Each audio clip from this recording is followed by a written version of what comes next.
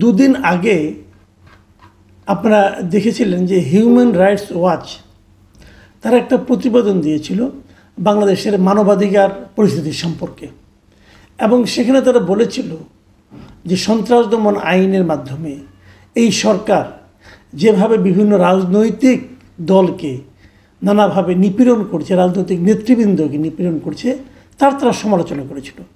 এবং রাজনৈতিক দল যারা নাকি সরকারের নিপীড়নের শিকার হচ্ছে বলে হিউম্যান রাইটস ওয়াচ বলেছিল, তাদের মধ্যে মূলত রাজনৈতিক দল হলো আওয়ামী লীগ। আওয়ামী লীগ সম্পর্কে তারা বলেছিল যে আওয়ামী লীগকে আরও স্পেস দেওয়া উচিত। এবং সেই তাদের লেখাটা, তাদের সেই প্রতিবেদনটা শেষ হয়েছিল এভাবে যে হিউম্যান রাইটস ওয়াচের যে এশিয়া অঞ্চলের উপপরিচালক মীনাক্ষী গাঙ্গুলির একটা বক্তব্য দ্বারা, সেই বক্তব্যটা নিয়ে অনেক কথা বলেছেন। আমিও এর আগে কয়েকদিন আগে এটা নিয়ে আলোচনা করেছিলাম, এবং উনি কী বলেছিলেন সেটা আমি বাংলায় অনুবাদ করে বলেছিলাম। সেটা নিয়ে নানা রকম মানে আপনার বিতর্ক ঠিক বলবো না, অনেকে সন্দেহ পোষণ করেছিলেন যে আসলেই কি ইংরেজিতে উনি তাই বলেছিলেন। তো আমি ওটুকু ইংরেজিটা একটু পড়ে শোনাই আপনাদেরকে। তিনি বলেছিলেন যে the interim government should instead focus on creating conditions for safe and participatory elections.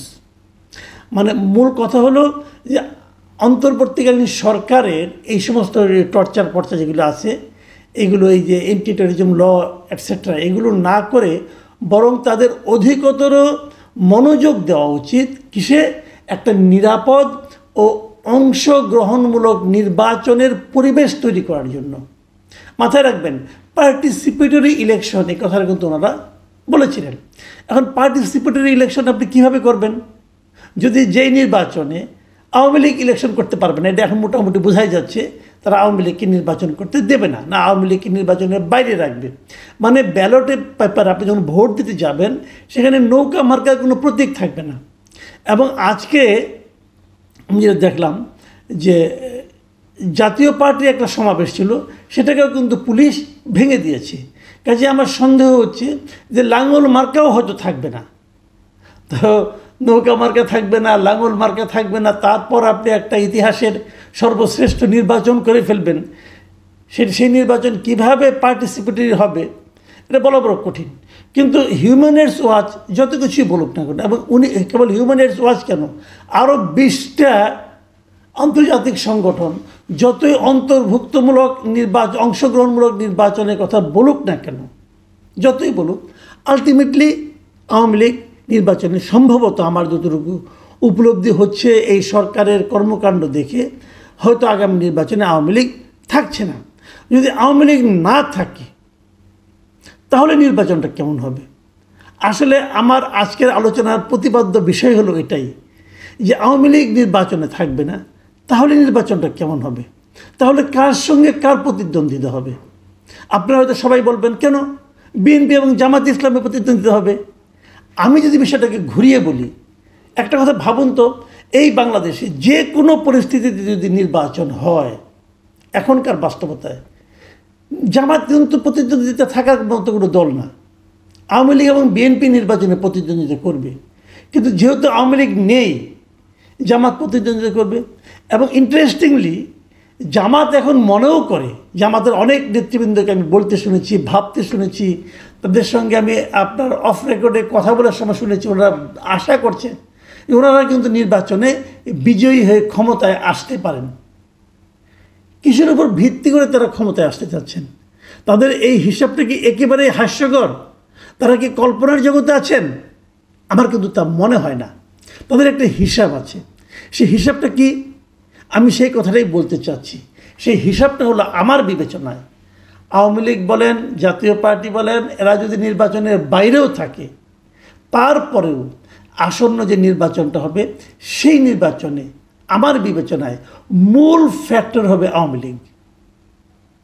Awami League নির্বাচনে আসলেও আওয়ামী লীগ মূল ফ্যাক্টর, আওয়ামী লীগকে নির্বাচনের বাইরে রাখলেও আওয়ামী লীগ মূল ফ্যাক্টর। আপনি বলবেন কিভাবে? হ্যাঁ, সেটাই কথা। আওয়ামী লীগের উপর নির্ভর করবে নির্বাচনটা কেমন হবে।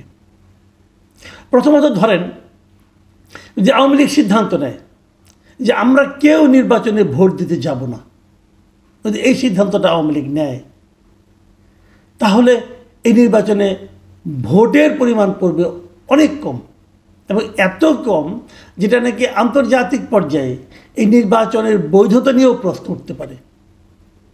ওই যে আওয়ামী লীগ সিদ্ধান্ত নেয় যে আমরা ভোট দিতে যাব না, এবং যদি আওয়ামী লীগের কেউ ভোট দিতে না আসে তাহলে, এবং ভোট না দেওয়ার পক্ষে যদি আওয়ামী লীগ তেমন কোনো কিছু কিছু কার্যক্রম করে, তাহলে কিন্তু নির্বাচনের ভোটের উপস্থিতি নিয়ে একটা আশঙ্কা তৈরি হবে। এটা হলো একদিকে, মানে আওয়ামী লীগ নির্বাচনের অংশ না নিলেও এটা হতে পারে। আবার যদি আওয়ামী লীগ সিদ্ধান্ত নেয় আমরা ভোট দেব কিন্তু বিশেষ একটা দলকে পাশ করাবো, সেটা করার অ্যাবিলিটিও আওয়ামী লীগের আছে। মাথায় রাখবেন, আওয়ামী লীগের আসলে অনেক ভোট, যারা আওয়ামী লীগের খুব সমালোচক তারাও কিন্তু বলেন, আমি তাদের অনেককে বলতে শুনেছি, কতই আর হবে আওয়ামী লীগের ভোট, 20%। এটা বলে তারা একটা তুচ্ছতাচ্ছিল্য করার চেষ্টা করে। কিন্তু ইন্টারেস্টিং হলো যে এই যে দলগুলো জামাত এবং বিএনপি, জামাত কিন্তু তাদের ভোট 20% আছে, এটা যদি ভাবতে পারতো তাহলে তারা নিশ্চিত হতো তারা ক্ষমতায় আসবে। জামাতের ভোট তো 10%-এর উপরে না, কিন্তু সেই 10% নিয়েও তারা ক্ষমতায় আসতে চায়, স্বপ্ন দেখে। কেন? সেক্ষেত্রে যাকে আপনি তুচ্ছতাচ্ছিল্য করছেন 20% ভোট বলে, তার কতটুকু ক্ষমতা ভাবুন একবার। সেই জিনিসটাই কিন্তু জামাত কাজে লাগাতে চাচ্ছে। আওয়ামী লীগের ভোটটা যদি আওয়ামী লীগ নির্বাচনে ভোট দিতে আসে, আওয়ামী লীগের ভোটাররা যদি ভোট দিতে আসে, আওয়ামী লীগ নির্বাচনে আওয়ামী লীগের প্রার্থী থাকছে না, তারপরেও যদি আওয়ামী লীগ ভোট দিতে আসে, তখন পুরো নির্বাচনটা নির্ভর করবে আওয়ামী লীগের ভোটটা কার কাছে যাবে। দাঁড়িপাল্লায় যাবে, নাকি ধানের শেষে যাবে, নাকি অন্য কোনো মার্কায় যাবে, এই সিদ্ধান্তের উপর। যদি জাতীয় পার্টি নির্বাচনে থাকে তাহলে কি সেটা লাঙ্গলে যাবে, সেটা কিন্তু তখন আবার আরেকটা রেজাল্ট নিয়ে আসবে। মানে সব কিছুই নিয়ন্ত্রণ করবে আওয়ামী লীগ। এটাই বাংলাদেশের রাজনীতির বাস্তবতা। আপনি মানেন আর না মানেন, এনসিপির ছেলেমেয়েরা যতই লাফালাফি করুক, ভাই এইটাই রিয়েলিটি। যারা আমার এই অনুষ্ঠান শুনছেন, যারা আমার কথা শুনছেন, তারাও জানেন এটাই রিয়েলিটি। আওয়ামী লীগ খারাপ দল, কোনো সন্দেহ নাই। আওয়ামী লীগ গত 15 বছর অনেক কিছু করে, তারপরেও কোনো সন্দেহ নাই। কিন্তু তারপরেও বাস্তবতা হলো এই দেশে একটা বিপুল জনসংখ্যা আওয়ামী লীগকে চায়। কেন চায় সে প্রসঙ্গে আমি আরেকদিন আলাপ করব। সেটা আজকে প্রসঙ্গ না, কারণ আজকে এটা নিয়ে আলোচনা করা শেষ করা যাবে না। কিন্তু এই যে আমি কথাটা বললাম, আজকে আমি বিবিসি বাংলায় একটা নিউজ পড়লাম। বিবিসি বাংলার নিউজটা শিরোনাম ছিল, নির্বাচন তৃণমূলে জামাত বিএনপি টক্কর, 2 দলের নজর আওয়ামী লীগের ভোটে। খেয়াল করুন, 2 দলের নজর আওয়ামী লীগের ভোটে। ওনারা তৃণমূলের একটা জেলাকে নিয়ে আসছে, একটা জেলাকে কেস স্টাডি হিসেবে তারা নিয়ে আসছে। সেটা কোন জেলা? সিরাজগঞ্জ। তারা সিরাজগঞ্জ তাদের রিপোর্টার পাঠিয়েছে এবং তারা সেখানকার ভোটারদের সঙ্গে আলাপ করেছে, প্রার্থীদের সঙ্গে আলাপ করেছে, রাজনৈতিক দলগুলো কে কী করছে ভোট পাওয়ার জন্য সেগুলি নিয়ে তারা আলোচনা করেছে। এবং সেখানে তারা বলেছে যে এখানে 6টি আসন আছে এবং সবগুলিতেই বিএনপি বলেছে তারা জিতবে, জামাত বলেছে তারা জিতবে। এখন দুইজনের ব্যাখ্যা দুই ধরনের, কিন্তু দুইজনের কথাতেই তারা এইটা প্রকাশ করেছে যে তারা আশা করছে যে আওয়ামী লীগের ভোটগুলো তারা পাবে। দেখুন কি নিয়তি! একটা দল যাদের একটা বড় সংখ্যক ভোট আছে, তাদের ভোট নিয়ে তারা টানাটানি করছে, আর সেই দলটাকে নির্বাচনে আসতে দিচ্ছে না। সেই দলটা আসলে নির্বাচন অপবিত্র হয়ে যাবে, কিন্তু সেই দলের ভোটগুলি পেলে আর কেউ অপবিত্র হবে না। এটা হলো কি রাজনীতি। হ্যাঁ, রাজনীতির মধ্যে বলে না, রাজনীতির মধ্যে পলিটিক্স ঢুকে পড়ছে। এই হলো রাজনীতির পলিটিক্স, যে আওয়ামী লীগ অচ্ছুত, আওয়ামী লীগ না পাক, তাকে নির্বাচনে আসতে দেওয়া যাবে না। কিন্তু আওয়ামী লীগের যে ভোটার, তারা যদি আমাদেরকে ভোট দেয় তাহলে সেটা হবে পুত পবিত্র ভোট। সেই ভোট দিয়ে আমি নির্বাচনে বিজয়ী হয়ে ক্ষমতায় যাব। বাহ, কি চমৎকার!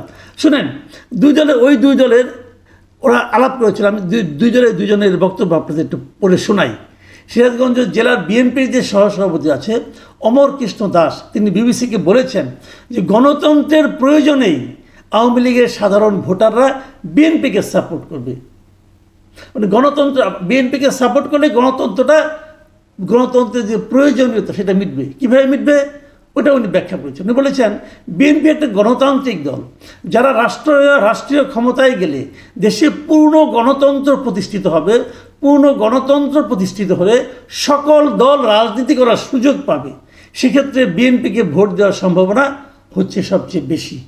মানে একটা টোপ দিচ্ছে যে তোমরা বিএনপিকে ভোট দাও, বিএনপিকে যদি ভোট দাও তাহলে তোমাদের উপরে যে নিষেধাজ্ঞা আছে এটা উঠে যাবে, তোমরা রাজনীতি করার সুযোগ পাবে।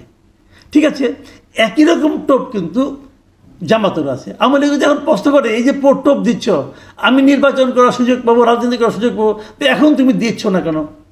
এখন যখন আমাকে নিষিদ্ধ করা হলো, স্থগিত করা হলো, তখন তুমি বাধা দিলে না কেন? পরে তুমি আমাকে দিবা। বাহ, কি দারুণ কথা। হ্যাঁ, আবার দেখেন জামাতে ইসলাম কি বলতেছে। জামাতে ইসলামের নেতারা এখানে নিয়ে আসছে নিরাপত্তার ইস্যুটাকে, মানে আওয়ামী লীগকে তারা নিরাপত্তা দেবে এটা বলতেছে।